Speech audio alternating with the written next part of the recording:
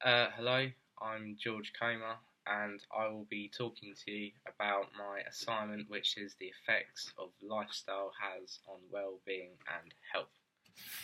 So, first of all, I'll talk about the specific guidelines and benefits for physical activity.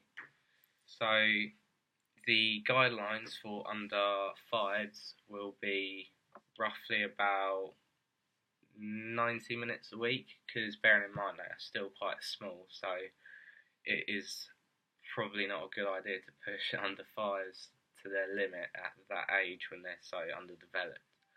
But a good sort of light exercise for an under five to do would be just simply walking, standing up, sort of having a little walking around, really, just sort of exercise them a bit and help them with their skills later on in life. 5 to 18s, so this is starting to get a bit more sort of heavy, so it'd be about moderate exercise, I suppose. So that would just include walking to school, playing in the playground, cycling, skateboarding, just general sports, really. Depending on what age the child is. I mean, I started playing rugby when I was about 6 or 7, so all sports really not out of the question, even if you are quite young.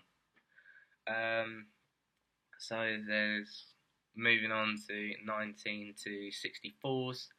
That is about 150 minutes a week of moderate exercise. This tones up a bit, but not loads, because bearing in mind people are getting on a bit when they get to their 50s and 60s. So that would include things like hiking, gardening, just general jobs really, basketball, tennis, badminton, anything like that, but not anything too sort of intense really. Then finally to over 65s, that is again 150 minutes a week, but that is generally just light to moderate exercise. So it's excuse me, it's not loads, but that is very similar to 1964. So just hiking, gardening, walking in general, jogging, all that sort of stuff. The benefits of physical activity is that it increases your metabolism, strengthens your skeletal system, uses up the excess fat that you might be storing, so you'll eventually lose weight if you are exercising more, brings down your BPM, which is your beats per minute, lowers blood pressure as well, so it's got loads and loads and loads of different benefits for regular exercise.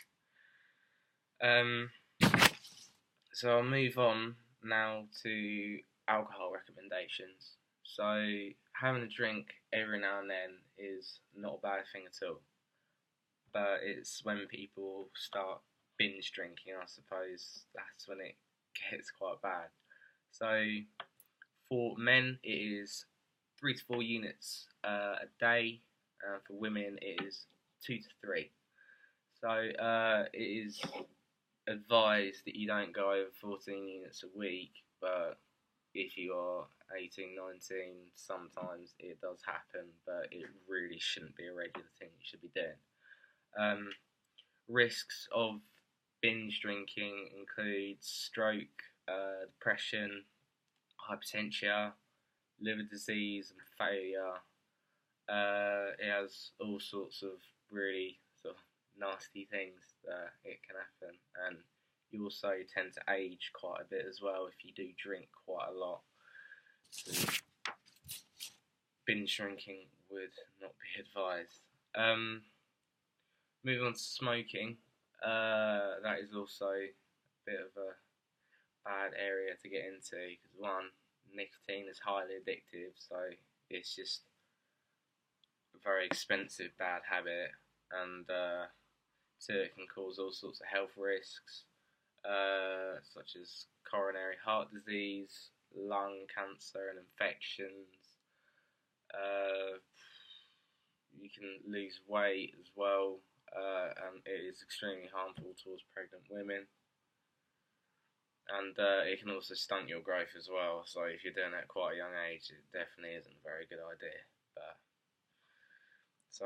I think the way you can sort of combat alcohol and smoking though is for alcohol you can, because it is a legal thing, you can sort of slowly sort of cut it down over time. So if you are drinking quite a lot, you can sort of set yourself an aim. So start off where you're already at, and then slowly sort of have one less drink every single week or so. So eventually you're going to get down so little that you're not going to be alcohol dependent anymore. And smoking can be fairly similar. You can do the same sort of thing, or you can have like Nicorette sprays or patches, or you can get those e-cigarettes now, which can help as well. Excuse me.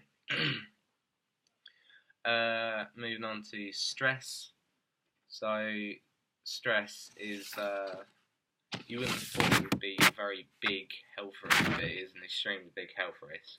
So there's two different parts about stress. One is a sign and one is a symptom. So if you are a very stressed individual, it can actually sort of really encourage, well not encourage, but it can really sort of show the effects on your physical and mental well-being. So signs would be baggy eyes, you end up working slower, you can be a bit more aggressive, you can age quite a bit, your hair can start falling out, all that sort of stuff. It can also lead to anxiety, low energy, insomnia, loss of libido as well. And what can happen is if you're stressed all the time, you can be at higher risk of having heart attacks and heart attacks, all sorts of stuff, really nasty, higher blood pressure as well, and stroke. So it is not very good. So the best way to combat that would probably be just sort of, when you do have your days off, just spend as much time sort of relaxing and cooling off. You can also use exercise as a stress relief as well, because a lot of people have said that the best way to relieve stress is going to the gym, doing about 5 minutes on a bit of boxing or something, or just lifting weights, doing a bit of running, just so it cools you off a bit and you let all your anger out then. So if you are stressed, exercise would be the best route round. So you're getting rid of one bad thing and replacing it with a good thing. So that would be the best way to combat it. Finally, I'll move on to diet. So this is a bit of a large subject.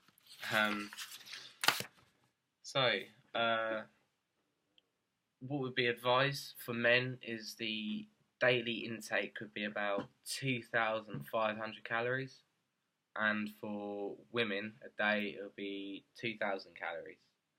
So, excuse me. The aim would be for about 5 portions or more of fruits and vegetables a day. They can strengthen your arteries and give you vital vitamins that you need to help brain functions and things like that. So they are really good stuff. You should base meals on fairly starchy foods like potatoes, pasta, rice, preferably whole grain, because that usually is the healthier option, and carbohydrates such as pasta and rice. They contain a lot of fibre, and that's the thing that keeps you full throughout the day. So if you do have a large intake of fatty food, it doesn't usually contain a lot of fibre, so you end up being more hungry throughout the day than you would consuming lots of starchy foods. So another part would be small portions of dairy products. So even though dairy does contain a fair bit of fat, you do need it in your diet to strengthen bones because it does contain a lot of calcium.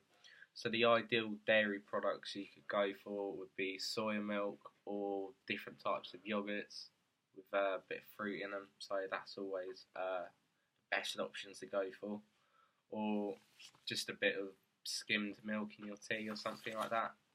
So just to sort of, those little things will actually help you cut down on your diet and give you a more healthier lifestyle.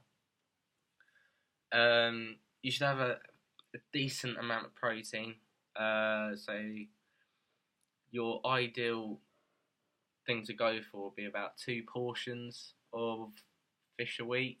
So oily fish should probably be the best one, like mackerel.